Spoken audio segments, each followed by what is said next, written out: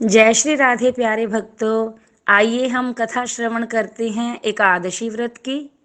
28 जनवरी 2022 दिन शुक्रवार को षटतिला एकादशी का व्रत है।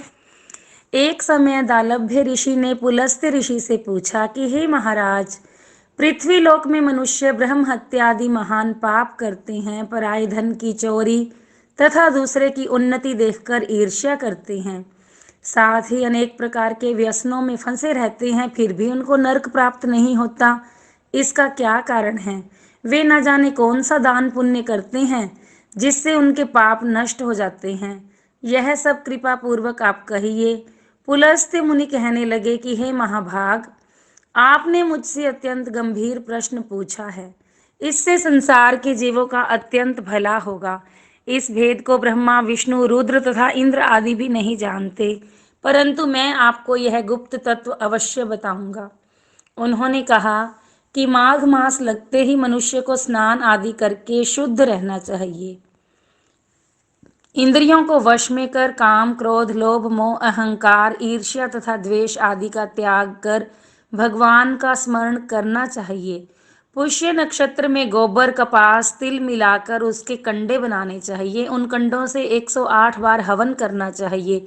उस दिन मूल नक्षत्र हो, एकादशी तिथि हो तो अच्छे पुण्य देने वाले नियमों को ग्रहण करें।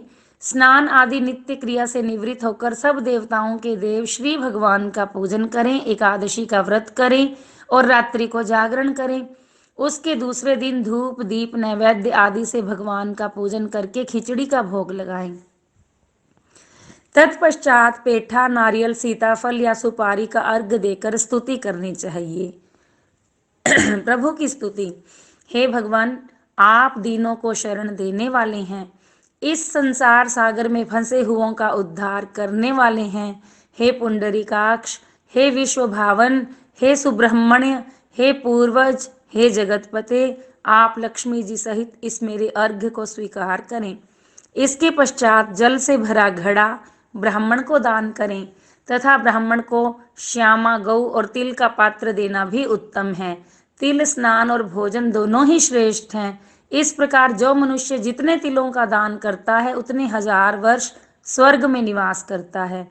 तिल से स्नान, तिल का उबटन, तिल का हवन, तिल का तर्पण, तिल का भोजन और तिलों का दान, ये तिल के 6 प्रकार हैं। इनके प्रयोग के कारण ही यह षटतिला एकादशी कहलाती है।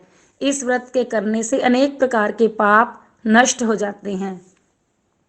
अब मैं तुमसे इस एकादशी व्रत की कथा कहता हूँ। एक समय नारद जी ने भगवान श्री विष्णु से यही प्रश्न किया था और भगवान ने जो षटतिला एकादशी का महात्म नारद जी से कहा, सो मैं तुमसे कहता हूँ। भगवान ने नारद जी से कहा कि हे नारद, मैं तुमसे सत्य घटना कहता हूँ, ध्यान पूर्वक सुनो। प्राचीन काल में मृत्यु लोक में एक ब्राह्मणी रहती थी। वह सदैव व्रत किया करती थी।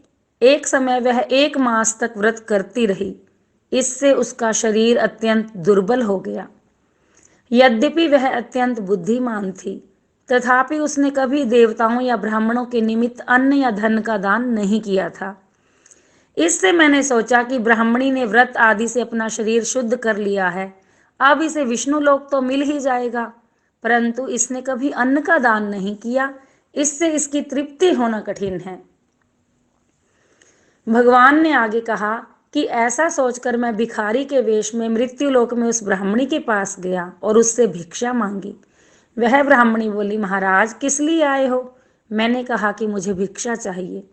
इस पर उसने मिट्टी का एक ढेला मेरे भिक्षा पात्र में डाल दिया। मैं उसे लेकर स्वर्ग में लौट आया। कुछ समय बाद ब्राह्मणी भी शरीर त्याग कर स्वर्ग में आ गई। उस ब्राह्मणी को मिट्टी का दान करने से स्वर्ग में सुंदर महल मिला, परंतु उसने अपने घर को अन्न आदि सब सामग्रियों से शून्य पाया। घबराकर वह मेरे पास आई, कहने लगी कि भगवान, मैंने तो अनेक व्रत आदि से आपकी पूजा की, फिर भी मेरा घर अन्न आदि सब वस्तुओं से शून्य है, इसका क्या कारण है? इस पर मैंने कहा कि पहले तुम अपने घर जाओ, देव स्त्रियां आएंगी तुम्हें देखने के लिए। उनसे पहले तुम षटतिला एकादशी का पुण्य और विधि सुन लेना, तब द्वार खोलना। मेरे ऐसे वचन सुनकर वो अपने घर गई। जब देव स्त्रियां आई और द्वार खोलने को कहा तो ब्राह्मणी बोली, आप मुझे देखने आई हैं तो षटतिला एकादशी का महात्म मुझसे कहो। उनमें से एक देव स्त्री कहने लगी कि मैं कहती हूँ। जब ब्राह्मणी ने षटतिला एकादशी का महात्म सुना और द्वार खोल दिया, देवांगनाओं ने उसको देखा कि ना तो वह गांधर्वी है और ना आसुरी है, वरना पहले जैसी मानुषी है।